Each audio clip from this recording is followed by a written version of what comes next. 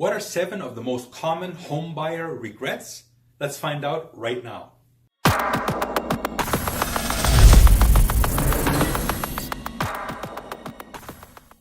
Hello friends, this is 𝗀𝗶𝘁𝗀𝘀, RE/MAX Performance, your residential real estate expert working with buyers and sellers of houses and condos in Winnipeg.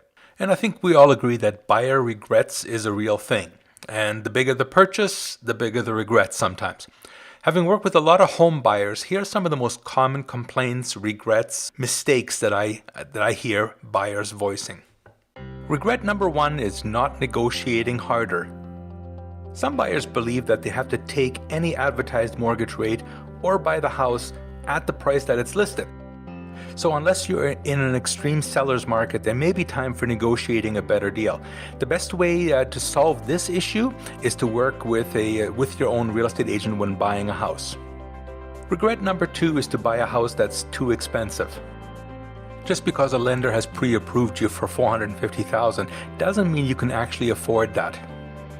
There's a lot of hidden costs to owning a home that you need to be aware of. Regret number 3 is not buying enough of a home. It's important to buy a home that's large enough to meet your current needs while also allowing for future growth. My rule of thumb is buy a house that's going to be good for at least 5 years for you. As an example, if you're planning to start a family right away, you're definitely going to want to have extra bedroom space, perhaps a developed basement, things like that. Regret number 4 is not preparing for the maintenance costs involved in owning a home.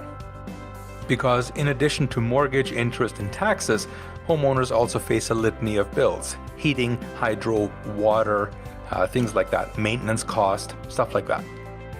And don't forget, you also might want to go out for supper or a movie or a vacation. In other words, you don't want to be housebound for the next few years. Regret number 5 is being disappointed by their new neighborhood. It's easy to fall in love with a house, especially if you're going through an open house and see all the other people that are interested in it. But then buyers sometimes fail to really check out the neighborhood. Shopping, parks, schools, transportation routes, all of these have to be investigated before you make an offer on the house. Regret number 6 is the yard isn't quite what you expected it to be. This is often an issue when you buy a house in the winter time.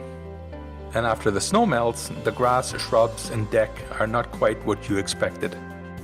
And regret number 7 is there isn't enough parking space. This is often an issue when buying a condo, especially in the downtown areas where parking is at a premium. Don't rely on the promise that you can rent spaces nearby. Make sure that you own at least enough spots to cover your own vehicles.